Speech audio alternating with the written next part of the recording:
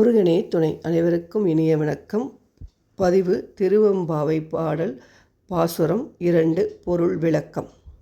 பாசம் பரஞ்சோதிக்கென்பாய் ராப்பகல் நாம் பேசும்போதெப்போது இப்போதார் அமலளிக்கே நேசமும் வைத்தனையோ நேரழியாய் நேரழியீர் சீசி இவையுன் சிலவோ விளையாடி ஏசும் இடம் ஈதோ விண்ணோர்கள் ஏத்துதற்கு கூசும் மலர் பாதம் தந்தருள வந்தருளும் தேசன் சிவலோகன் தில்லை சிற்றம்பலத்துள் ஈசானருக்கு அன்பர் யாம் ஆரேலோர் எம்பாவாய்.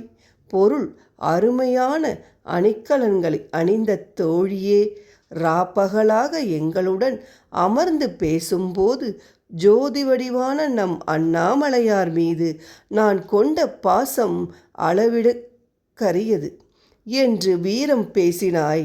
ஆனால் இப்போது நீராட அழைத்தால் வரமறுத்து மலர்பஞ்சனையில் அமர்ந்து உறங்குகின்றாய் என்கிறார்கள் தோழிகள்.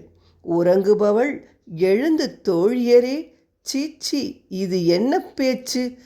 ஏதோ கண்ணயர்ந்து விட்டேன் என்பதற்காக இப்படியா கேலி பேசுவது என்றாள். அவளுக்கு பதிலளித்த தோழியர், கண்களை கூச்ச செய்யும் பிரகாசமான திருவடிகளை கொண்ட சிவபெருமானை வழிபட தேவர்களே முயற்சிக்கிறார்கள். ஆனால் அவர்களால் முடியவில்லை.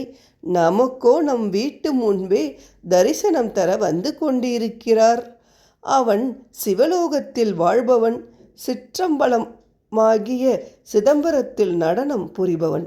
நம்மை தேடி வருபவன் மீது நாம் எவ்வளவு தூரம் பாசம் வைக்க வேண்டும், நீயே புரிந்து கொள்வாயாக என்றனர். விளக்கம்: தேவலோகத்தில் சிவபவனி கிடையாது. அவர்கள் சிவனை காண வேண்டுமானால் தவம் முதலான கடும் பயிற்சிகளை மேற்கொள்ள வேண்டியிருக்கும். ஆனால் நம் ஊரிலோ ஆண்டுதோறும் திருவிழா சுவாமி வாசல் தேடி பவனி வருவார். இவ்வளவு அருகில் இறைவன் இருந்தும் அதையும் பார்க்க மறுத்தால் எப்படி என்பது இப்பாடலின் உட்கருத்து. நாளை திருவெம்பாவை 3 பார்க்கலாம். நன்றி, வணக்கம்.